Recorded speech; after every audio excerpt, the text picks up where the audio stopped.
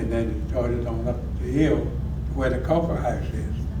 And the fire now was up there, had crossed the railroad in Poet Creek and was starting into the field.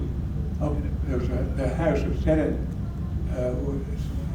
in a field up there, and the fire was coming up to it. So they were able to control that fire, put it out around the house anyway, so the house didn't burn, as we saw in the picture. But that fire ended up, we worked with it all day and all the way through, ended up with a couple of hundred prisoners from Lawton, the workhouse, not the reformatory, and finally cut it off at the intersection of Ockhorn River and Sandy Run.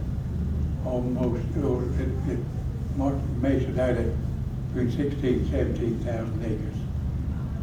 So that was the large Burke fire. And when was this? When was this? 41. I just on the fire department. April 41. So anyway, I just wanted to mention that, and so because of the two old pieces of apparatus from Fairfax, and one of them was in 1927 and the other was in 1936. They were able to get that and save that old house. But we couldn't do anything with the fire, try to get ahead of it and fire the road, is what you call backfire. And we didn't have any success with that. It jumped over. But it didn't burn. You had a picture on there a while ago of Frank Pearson. It didn't burn his house. That one didn't. No. But the next one did. He was a good man, Frank Pearson was. He used to, for a living, I guess, made axe handles. And he would take them up to the store, Joe Staub's dad, Burke, and sell them to Mr. Staub for a quarter, and Mr. Staub would sell axe handles for 50 cents. So he doubled his money. But anyway, my dad used to buy a lot of axe handles from Frank Pearson. It's a special handle. And Mr. Pearson knew what kind of a hickory tree to look for to make axe handles.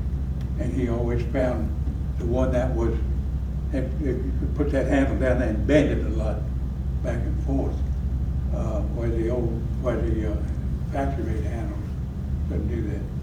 But anyway, that's just one of the things. The other thing,